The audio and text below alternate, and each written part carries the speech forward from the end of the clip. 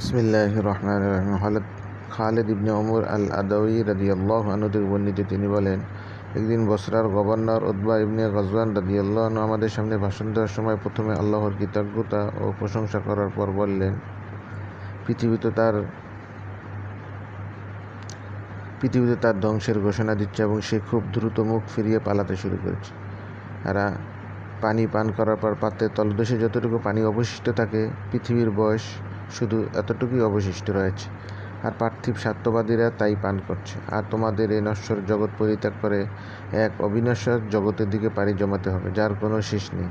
অতএব তোমাদের কাছে যে উত্তম বস্তুগুলো রয়েছে তা নিয়ে যাও। আমাদের কাছে বর্ণনা করা হয়েছে যে জাহান্নামের এক প্রান্ত থেকে একটি পাথর নিক্ষেপ করা হবে এবং 70 বছর পর্যন্ত এর ভিতর নিচের দিকে পড়তে থাকবে, তবু তা গর্তের তলদেশে পৌঁছতে পারবে না। আল্লাহর কসম, অবশ্যই এটা মানুষ দিয়ে পরিপূর্ণ করা হবে।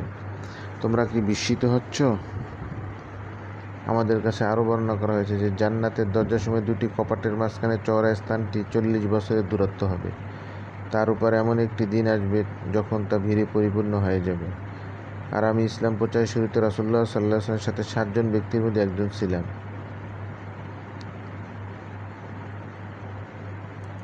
গাছের পাতা ব্যতীত আমাদের কাছে আর কোনো খাদ্যই ছিল না। তা খেতে খেতে আমাদের চোয়াল ক্ষত হয়ে গিয়েছিল। আমি একটি চাদর কুড়িয়ে পেয়েছিলাম, তা দুভাগ করে আমি ও সাদ ইবনে মালিক রাদিয়াল্লাহু আনহু ভাগ করে নিয়েছিলাম। এর অর্ধেকটা দিয়ে আমি লুঙ্গি বানিয়েছিলাম, অর্ধেকটা দিয়ে সাদ লুঙ্গি বানিয়েছিল। কিন্তু বর্তমানে অবস্থা তো এরূপ যে আমাদের প্রায় প্রত্যেকের কোনো না কোনো নগরীর শাসক হয়েছেন। আমি নিজেকে বড় মনে করা এবং আল্লাহর কাছে ছোট হওয়া থেকে মহান আল্লাহর নিকট আশ্রয় কামনা করছি। মুসলিম তিরমিজি। হযরত আবু মুসা আশআরী রাদিয়াল্লাহু আনহু থেকে বর্ণিত, তিনি বলেছেন, আয়েশা রাদিয়াল্লাহু তাআলা আনহা আমাদের সামনে একটি কম্বলে একটি মোটা লুঙ্গি বের করে বলেছেন, এই দুটি পরিহিত অবস্থায় রাসূলুল্লাহ সাল্লাল্লাহু আলাইহি ওয়াসাল্লামের ওয়াফাত হয়েছে। বুখারী মুসলিম। সাদ ইবনে আবু ওয়াক্কাস রাদিয়াল্লাহু তাআলা আনহু বর্ণিত, তিনি বলেন, আমি ছিলাম সর্বোত্তম আরববাসী যে আল্লাহর পথে তীর নিক্ষেপ করেছি।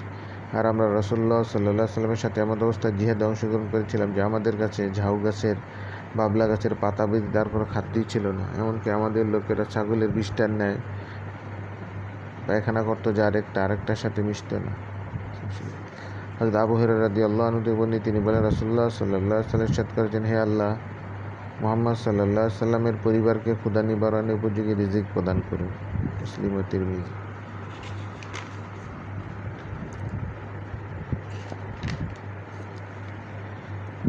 মুহাম্মদ ইবনে সিরিন রাহমাতুল্লাহ আবু হুরায়রা রাদিয়াল্লাহু আনহু বর্ণনা করেন, তিনি বলেছেন, আমি নিজেকে এমন অবস্থায় দেখেছি যে রাসূলুল্লাহ সাল্লাল্লাহু আলাইহি ওয়াসাল্লামের মিম্বার ও আয়েশা রাদিয়াল্লাহু আনহার কক্ষের মাঝখানে বেহুশ হয়ে পড়ে থাকতাম।